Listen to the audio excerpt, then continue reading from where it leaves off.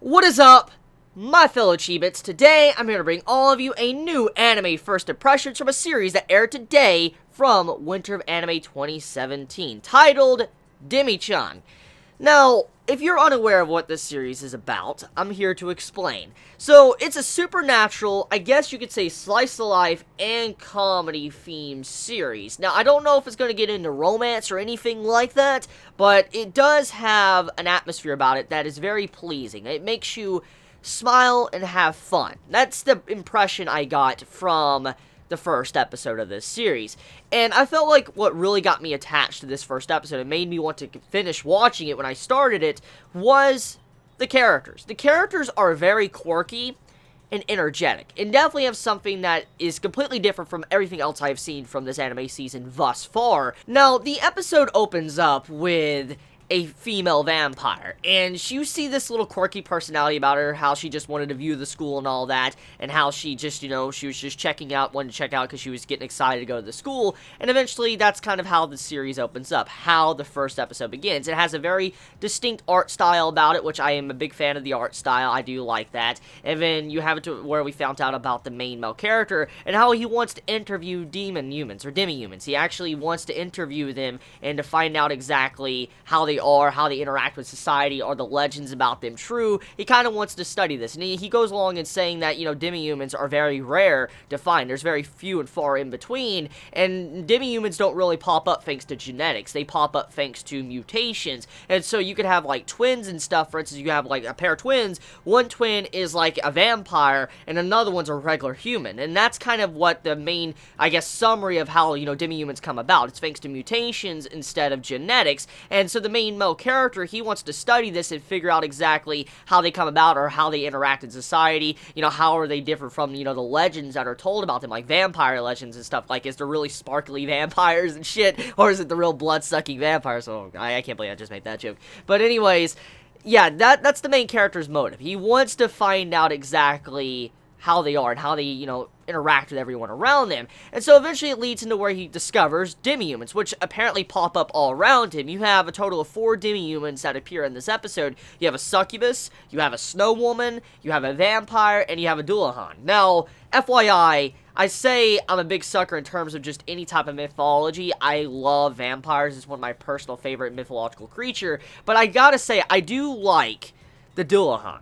I like the dullahan for one reason. I've always loved the dullahan thanks to Celti from Durarara, but also, I just love how the dullahan was presented in this first episode. And if there's one thing that really got me hooked after watching this episode, was definitely the dullahan. The reason why is because of the animation for those scenes. Now, hear me out. The reason why, it's because it's something very small, it's something not very important many would even care about, but it was so distinct and something that I truly appreciated being added to the episode that it really caught my attention.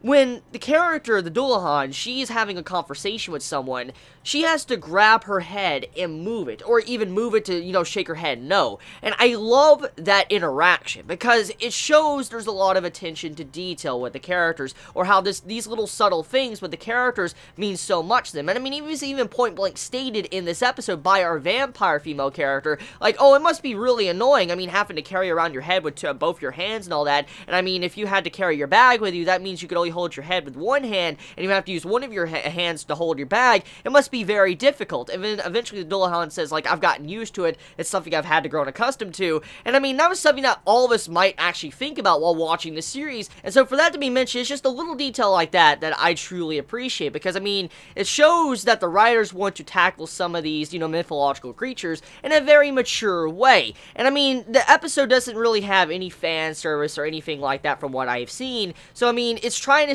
stick to a very mature and quirky atmosphere while diving into some of these, cases if, demi-humans really were walking among us. And when you see this dullahan having to deal with everyday life, using her hands, both hands, to carry her head around, or how, it must be very annoying to have to do stuff like that, it makes me appreciate the series. And then adding these little details to where she has to grab her head and move it while she's looking around, it's just cool. When I'm watching a series that has a dullahan, I'm used to the character moving their head around without their head being moved by by the hands. And I mean, I'm not saying this is from Durarara, because there's many other anime series I've seen that has a Dohan that isn't from Durarara, and you don't know how many times I've seen it from different manga and anime or whatever series I've watched, even regular TV shows, when you see like a headless horseman or something, and the way they move their head without their actual hands moving their head, that really can kind of just slip over your head and don't really notice or care much. But when you see this displayed in this episode of how the character has to move her head around, and you see these little details added, it makes you appreciate that. It makes you appreciate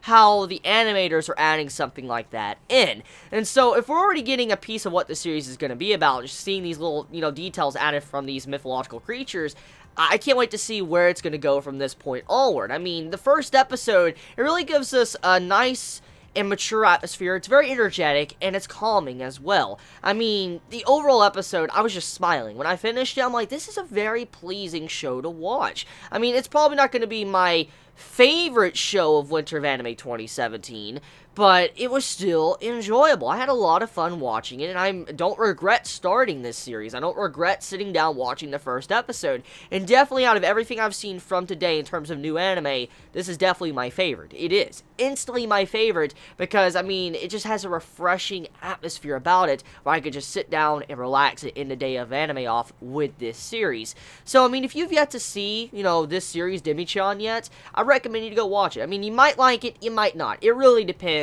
But, I mean, it just has a good atmosphere about it. I have a good feeling when I sit down and watch this series. So, just see how you like it. You might like it, you might not. Please let me know your honest thoughts in the comments below how you felt about this series. I love you all so much. You have a wonderful day or night wherever you live. Please be safe. Chibi out.